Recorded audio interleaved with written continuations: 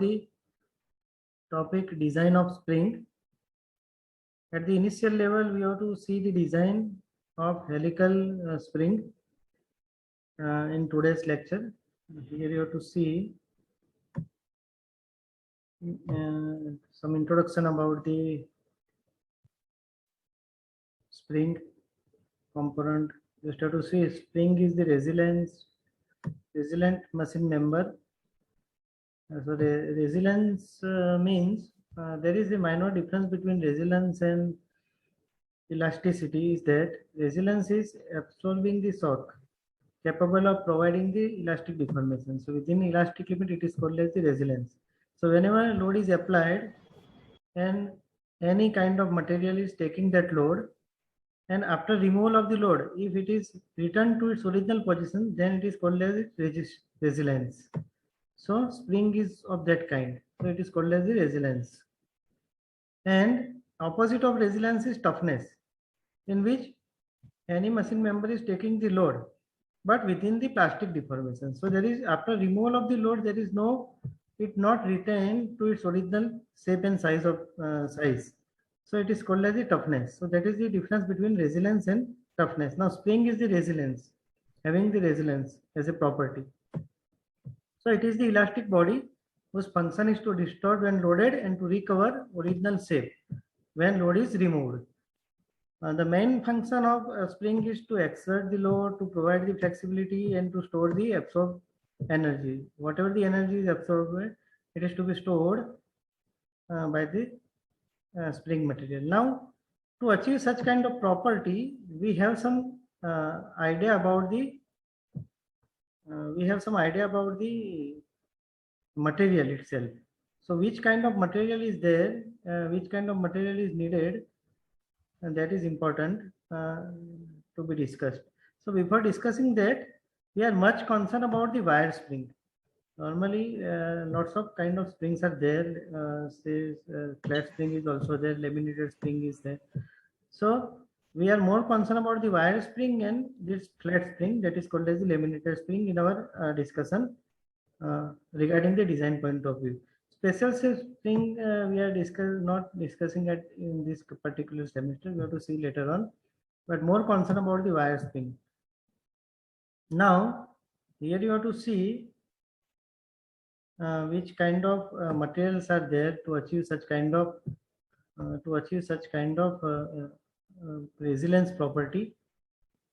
So here you have to see which kind of properties are there. So hard drawn wire is one of the cold drawn or hard drawn wire is one of the cheapest form of readily available spring material. तो ये सबसे cheapest है जो आपको easily मिल जाता है और material is not suitable at, इसमें एक drawback है कि 120 डिग्री सेंटीग्रेड पे आप जाते हो फॉर एग्जांपल, तो इट इज़ नॉट सुटेबल. तो उसके लिए आप थोड़ा ज़्यादा oil tempered means cold roll की जगह पे आप ऑयल टेम्पर्ड पे जाओ. So it can take up to 180 degree centigrade. So उसे hard drawn wire जो है उसे it is much comfortable, much better. But one of the most important drawback is that it is not suitable for fatigue or sudden load. And normally what happens in spring, we are having some fatigue or sudden load is always there. Okay, so some more or special kind of wire is also there that you have to see here in this case. You have to see chrome vanadium is also used, taking the load, high stress condition, taking the load up to 220 degrees centigrade, and also good for the fatigue resistance and having long impact shock and endurance limit. So chrome vanadium is one of the finest material used as a spring. Also chromium is also used, chrome silicon is also used, having excellent long life. This and temperature is you have to see up to 250 degrees centigrade we can see. So these are two important spring materials normally used in the mechanical point of view. अब देखो यहाँ पे काफ़ी सारे अलग अलग type के product होते हैं. जैसे आप अपने व्हीकल पे जाओ, ऑटोमोबाइल्स पे जाओ तो स्प्रिंग का मटेरियल अलग होगा. जैसे आप म्यूजिक वायर की बात कर रहे हो तो स्प्रिंग इतना ज़्यादा नहीं चाहिए स्ट्रॉन्ग, तो उसके लिए टफ और हाई टेंसाइल स्ट्रेंथ होना चाहिए उसमें, जो आप म्यूजिक बजाते हो तो यूज़ करते हैं। तो that kind of wire can also be used as a spring material for the sake of the applications. Also here you have to see stainless steel is widely used material. alloy stainless steel में क्या होता है 18 jump power, ठीक है ना। stain it is not easily stained by means of adding the chromium itself in the steel. chromium हम steel में add करेंगे तो stainless steel बनेगा। इसके बाद एक नॉन फेरस मटेरियल्स भी होते हैं जो नॉर्मली यूज होते हैं यहाँ पे। नॉन फेरस मटेरियल भी आप देखो यहाँ पे। तो एक ब्रॉन्ज और ब्रास, स्पेशल ब्रॉन्ज और ब्रास का एक अलग एलिमेंट्स होता है जो नॉर्मली इलेक्ट्रिकल स्विच या जो ब्रास होती है उसमें हम यूज़ करते हैं इलेक्ट्रिकल अप्लायंसेस में। But mechanical point of view मैंने बोला आपको वेनेडियम या क्रोम स्प्रिंग और स्टेनलेस स्टील का स्प्रिंग ज़्यादा यूज़ हो रहा है इसमें, ठीक है। Now we have to see about the design point of view. You can easily see the spring. Some before designing, try to understand about the parameters, or you can see the specifications of the material. So D, capital D here you have to see mean diameter. It is normally called as mean diameter, capital D, and small d is called as the wire diameter. So that is the cross section area. You have to cut this spring wire over here, and you can see the cross section area is of circular kind, as we are normally using the wire diameter as a spring. So this is the small d. N is the number of active coils. Here you can calculate the number of active coils depending upon the requirement of the applications. आप use कर सकते हो। और spring normally क्या होता है यहाँ पे ट्विस्टिंग मोमेंट या टॉर्सनल मोमेंट में जनरली वो इफेक्ट होता है। तो we are using the modulus of rigidity. Modulus of elasticity भी इंट्रोडक्टरी लेक्चर में मैंने आपको बताया था। तो इसे ये मॉड्यूलस ऑफ रिजिडिटी होती है, ट्विस्टिंग मोमेंट से एसोसिएट होता है इसलिए। ओके, बेंडिंग मोमेंट नॉर्मली जहाँ पे बेंडिंग मोमेंट यूज होता है उसमें होता है। And tau is the maximum shear stress that is use. Spring index आपको याद रखना है, d by d, capital D is the mean diameter of the spring coil divided by the diameter of the spring wire. And pitch you have to see, pitch is defined as the point from one coil to the adjacent point, equivalent point on the next coil. So that is normally called as the pitch. And total length is the free length, you can call it as free length L0. Free length is the maximum length of the spring without applying the load, and then it is compressed. Then pitch and deflection delta is also there, and here you can see the coil angle alpha is also there. Coil angle alpha is one of the important parameter also in designing the spring. And deflection delta, that I will see you in the later slides under the action of the axial load W, in what way spring is deflected, that you have to see in upcoming slides. So this is about the terminology of the spring before going for the design of the spring. Now here you have to see whenever we are going for designing any kind of machining member, you must keep in mind about what kind of stresses applied on that particular material. तो आपको ये चीज याद रखनी है आपको कि आप जो भी मटेरियल आप डिजाइन कर रहे हो तो उसमें आप वो पर्टिकुलर मटेरियल में या पर्टिकुलर मशीन मेंबर में कौन कौन से टाइप के stresses apply होते हैं. Suppose you have to know the stresses applied on that material, then stress is equal to force upon unit area. That is the simple machine design concept that you have seen in the initial lectures, introductory lectures. तो यहाँ पे आपको कोई भी चीज आप देखो, कोई भी मशीन मेंबर्स को आप देखो, once you have to find out which kind of load is applied over that particular machine members, and accordingly, according to this applied load, stresses are generated in that particular machining member. यहाँ पे देखो spring के बारे में हम बात करते हैं तो स्प्रिंग में दो टाइप्स के स्ट्रेसेस डेवलप होते हैं, टॉर्जनल शियर स्ट्रेस, एक होता है टॉर्जनल शियर स्ट्रेस एंड दूसरा होता है डायरेक्ट शियर स्ट्रेस. ये दोनों स्ट्रेस को आप कंबाइन करो तो टोटल स्ट्रेस मिलेगा that is applied over the spring. And we are talking about the helical spring having the wire. Okay, so here d is the mean diameter of the spring and small d is the wire diameter of the spring used. So torsional shear stress is what? 8WD/πdq वो कहाँ से आता है? तो torsion के लिए हम हमारे पास इक्वेशन है ऑलरेडी, देखो इसलिए मैंने आपको बोला था कि अब इंट्रोडक्टरी मेरा जो लेक्चर है उसको एक बार जरूर देखना है। So twisting moment is equal to load into distance, moment is equal to load into distance, ठीक है ना। तो यहाँ पे लोड कितना है? W is the axial load applied over the spring and diameter D है तो उसका D/2 लेना पड़ेगा, ठीक है ना, medium centre point of the load. तो कोई भी मोमेंट लगता है, जब जैसे मोमेंट लगता है, ये लोड लगता है और ये टोटल लेंथ अपनी L है तो L/2 लेते हैं and force is the F then F into L/2, ठीक है ना, ऐसे आप कर सकते हो। सो यहाँ पे load is W and distance is D/2, ठीक है। And tau this twisting moment, this is called as the torque और ट्विस्टिंग मोमेंट, ठीक है ना। तो ट्विस्टिंग मोमेंट का एक इक्वेशन है हमारे पास, twisting moment is equal to π/16 tau into D3। ये आपने ऑलरेडी शाफ्ट के डिजाइन में पढ़ा हुआ है, design of the shaft. Tau is equal to W into D/2 is equal to π/16 tau into D3। तो ये जो दो इक्वेशंस है, ये दो इक्वेशंस, उसको हम कंबाइन करते हैं, देखो। So we are in the progress और we are in the road of finding the tau generated in the spring material. So tau is equal to 8WD, देखो 8WD 16/2 8WD pi d cube. So this is how we can use here. So this is the same equation derived from the twisting moment and it is used in this. Okay, and second one is the direct shear stress for W pi d cube. So that is simple. Stress is equal to load upon unit area, that is direct stress. Direct stress is equal to load upon unit area.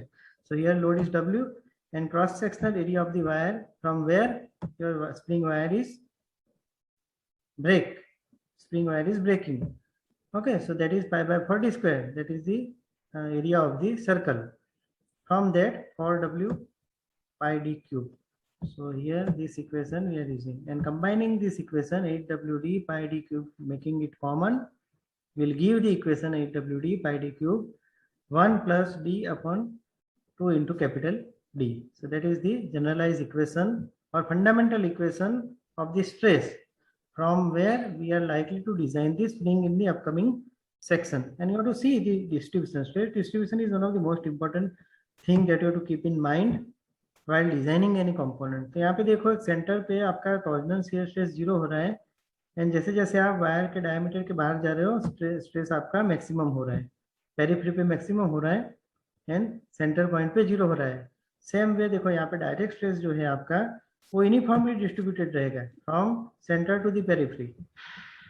So that is the fundamental difference between torsional shear stress and direct shear stress over which spring is to be designed. So this is about the stress. Now you have to keep in mind this equation. ये equation आपको याद रखना है अभी 8WD over pi d cube into 1 plus twice into 1 plus D by twice D. ठीक है ना, ये equation को याद रखना है अभी. इक्वेशन को कैसे यूज करते हैं मैं आपको नेक्स्ट स्लाइड में बताता हूँ.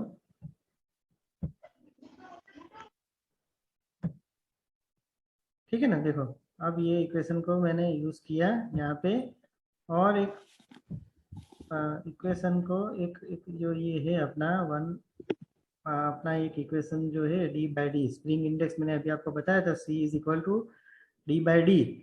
तो ये D/D की जगह पे हमने C लिए, ठीक है ना, D/D capital D by small d की जगह पे हमने स्प्रिंग इंडेक्स C लिया और C को कन्वर्ट कर दिया और ये जो है ना पूरा 1 + 1/2C उसको एक नाम दे दिया KS कांस्टेंट, स्प्रिंग फैक्टर उसको बोलते हैं, स्ट्रेस फैक्टर, ठीक है ना, shear stress factor is equal to this. Now normally क्या होता है, ये बहुत ही सिंपल फैक्टर है बट एक्सपेरिमेंटल एनालिसिस से ऐसा प्रूव हुआ है कि effect of curvature is also one of the most important parameter. तो वॉल्स नाम के साइंटिस्ट ने ये जो स्ट्रेस फैक्टर है उसको मॉडिफाई करके ऐसा बनाया है. इसका डेरिवेशन आपके सिलेबस में नहीं है तो उसको हम अभी डिस्कस नहीं कर रहे हैं, बट आप ये ध्यान रखो कि जो ये स्ट्रेस फैक्टर है शियर स्ट्रेस फैक्टर उसको वॉल्स कॉन्सेंट्रेशन फैक्टर भी बोलते हैं. देखो यहाँ पे Wahl's concentration factor, Wahl's has modified this into this term. So आप ये यूज करो डिजाइन के लिए, four C minus one upon for C minus four plus 0.615 divided by C, where C is this spring index. और यहाँ पे देखो मैं आपको बताता हूँ spring index is what. Initial slide में ऑलरेडी हमने डिस्कस किया है स्प्रिंग इंडेक्स को। यहाँ पे देखो spring index C is equal to D by D, ठीक है ना। Spring index C is equal to D by D, यहाँ पे आप देख सकते हो ये spring index C is equal to D by D, ठीक है। आप ऐसे ये जो डी बाई डी है उसको कन्वर्ट कर दिया हमने और ऐसे ले लिया। सो आपका यूनिवर्सल इक्वेशन हो जाएगा tau is equal to 8W over pi D cube into k, where k is equal to 4c minus 1 divided by 4c minus 4 plus 0.615। Okay, कोई प्रेजेंट है कि नहीं है? Yes sir. अब देखो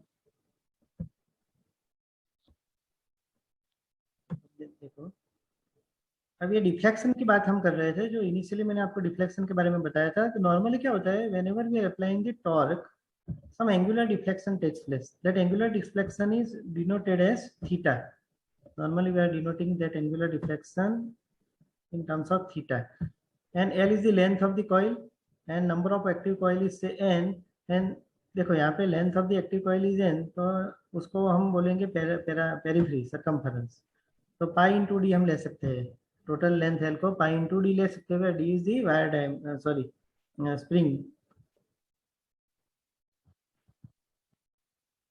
ठीक है ना। कॉइल डायमीटर हम बोलेंगे, वायर डायमीटर स्मॉल डी है। Then N is the number of active coils. Active coil जितनी बढ़ेगी ऑटोमेटिकली आपका टोटल एक्टिव लेंथ आपकी जो है वायर की वो बढ़ेगी, total active length L.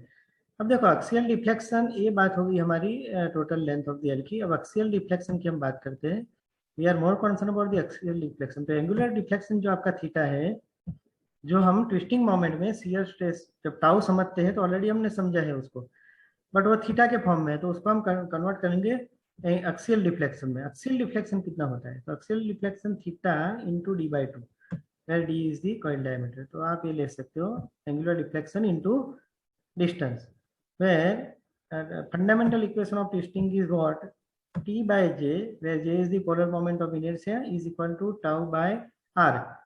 R means D by 2 is equal to G theta by L, where G is the modulus of rigidity.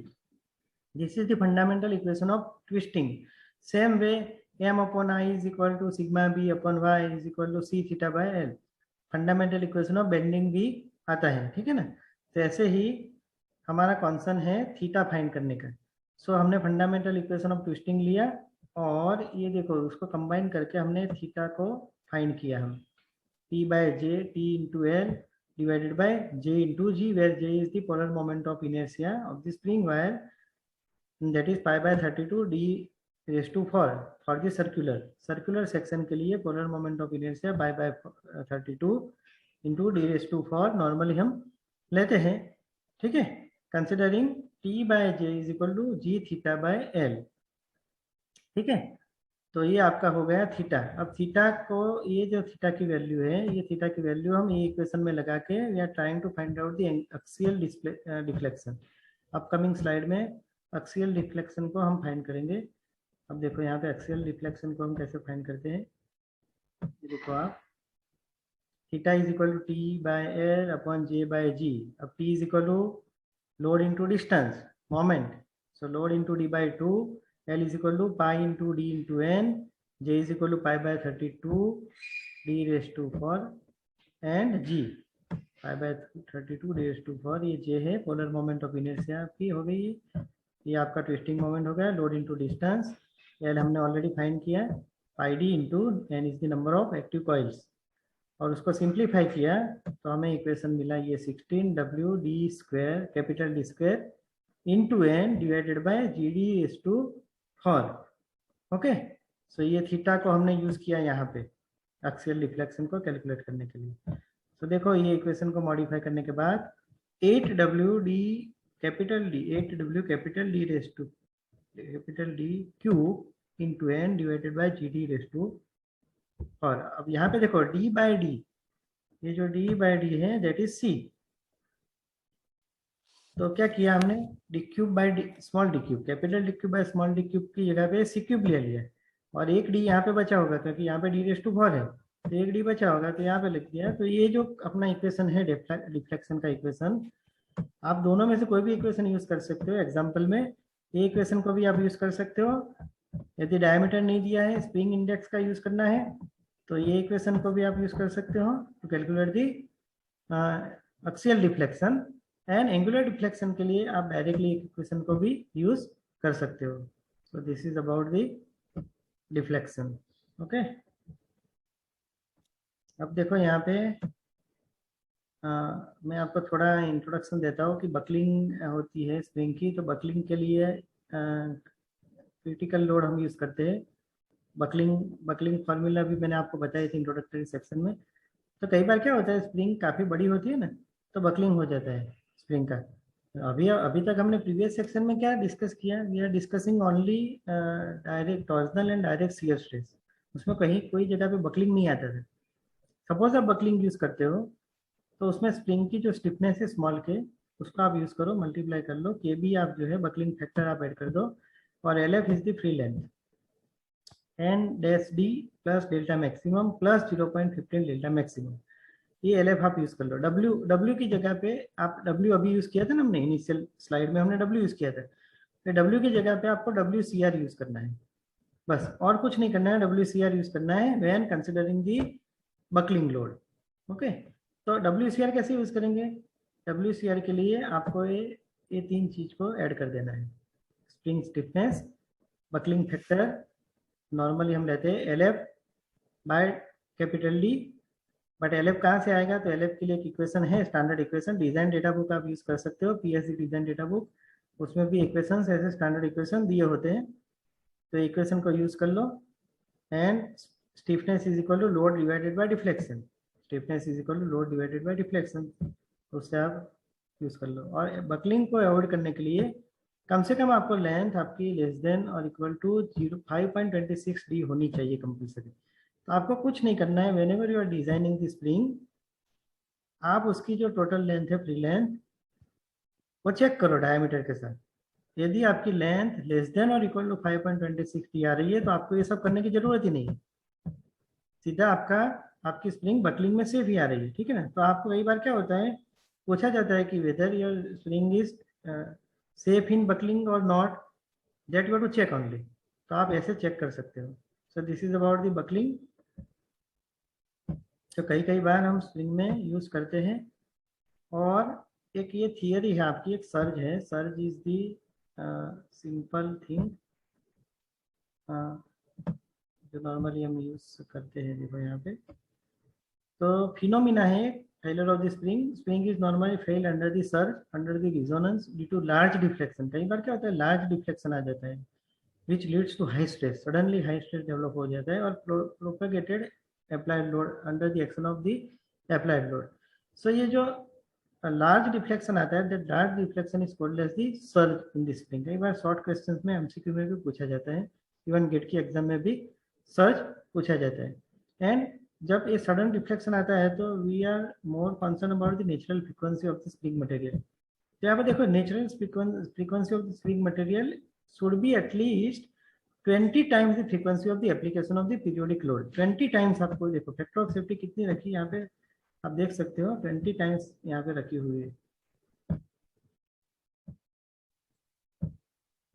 ठीक है ना, 20 टाइम्स यहाँ पे रखी हुई है। तो 20 टाइम्स कहीं पे आप रख सकते हो to avoid such kind of the suddenly applied load and suddenly high level of the deflection. और उसके लिए आप देखो, ये जो नेचुरल फ्रीक्वेंसी है उसका एक इक्वेशन भी दिया हुआ है, कितनी आप रख सकते हो। ये स्टैंडर्ड इक्वेशन है, आप याद रख सकते हो, डिजाइन डेटा बुक में भी अवेलेबल है। D upon twice pi capital D raise to sorry capital D square into N square root of 6g divided by rho, where small g is the gravitational acceleration and delta is the density of the spring material। ये जी तो आपको पता है, modulus of rigidity depending upon the spring को दिया जाता है, ठीक है ना। सो सर्ज इन द स्प्रिंग आप कैसे अवॉइड कर सकते हो, सर्ज इन द स्प्रिंग में B eliminated by means of using the frictional damper. Frictional damper आप यूज करो at the center of the coil, तो आपका सडन सर्ज जो आएगा वो डैम्पर खुद ले लेगा और स्प्रिंग का जो वायर होगा, कॉइल जो आपने वाइंड की है उसके ऊपर लोड कम लगेगा, तो प्रोपोगेशन के चांसेस कम हो जाएंगे। डैम्पर आप कई बार बीच में स्प्रिंग के बीच में लगा सकते हो। Spring of the high natural frequency, मैंने बोला अभी नेचुरल फ्रीक्वेंसी को आप ऐसे मेंटेन कर सकते हो ये इक्वेशन से, but normally high natural frequency वाला कोई भी मटेरियल होगा तो उससे सर्ज बहुत कम हो जाएगा। और दूसरा एक तीसरा तरीका ये है कि spring having the pitch of the coil near the end different than at the center. Pitch of the coil near the end is considered as, near the end different than at the center. तो दोनों pitch, centre पे जो pitch होती है और and पे जो pitch होती है नॉर्मली सेम रहती है, बट उसको आप थोड़ा डिफरेंट कर लो तो आपको दो टाइप की फ्रीक्वेंसी मिलेगी। इनसाइड पे आपको अंदर की साइड पे फ्रीक्वेंसी अलग मिलेगी because of the change in the pitch, और बाहर की साइड पे भी अलग मिलेगी। तो दोनों फ्रीक्वेंसी कंबाइन होने की वजह से आपका डैम्पिंग जनरेट होगा और सर्ज कम हो जाएगा automatically. So this is about the surge and how to avoid the surge in the spring.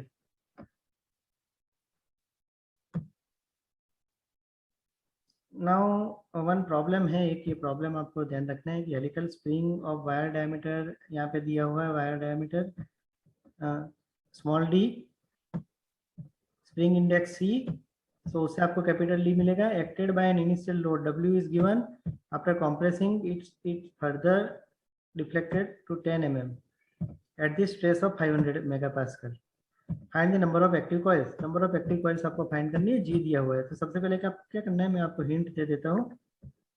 इस टाइप के एग्जांपल में आपको क्या करना है, देखो हिंट में क्या है, नंबर ऑफ एक्टिव कॉइल्स आपको फाइंड करनी है। तो स्टिफनेस आपको दी हुई है यहाँ पे, देखो स्टिफनेस के स्टिफनेस जो है स्प्रिंग इंडेक्स इज देयर। तो देखो स्प्रिंग इंडेक्स से आपको क्या करेंगे, सबसे पहले आप टाउ फाइंड कर लो 8WD over pi D cube. यहाँ पे डायरेक्ट स्ट्रेस दिया हुआ है, torsional shear stress is not given, so we are only using the equation of direct shear stress. देखो 8WD over pi D cube, और के हम लेंगे for C minus 1 upon Wahl's concentration factor, for C minus 1 upon for C minus 4 plus 0.615, वो हम लेंगे यहाँ पे, ठीक है, ये लेंगे हम और ये इक्वेशन पे डाल देंगे, तो उससे आपको मिलेगा ये डब्ल्यू मिलेगा, सॉरी टाउ मिलेगा, ठीक है, और टाउ से आप डब्ल्यू मिलेगा आपको, and then you have to find out the W by D spring. ये देखो W by D is equal to G D raise to 4 upon 8 D cube by N. तो यहाँ पे आपको डब्ल्यू है आपको दिया हुआ है, आप डेल्टा फाइंड करेंगे, टाउ से डेल्टा फाइंड करेंगे, डेल्टा के इक्वेशन से या स्टिफनेस से आप फाइंड करेंगे। जी आपको दिया हुआ है, स्मॉल डी स्प्रिंग इंडेक्स दी हुई है आपको, C capital D by D, और यहाँ पे आपको फाइंड करना है small N. So this is the way how you can easily find out the small N.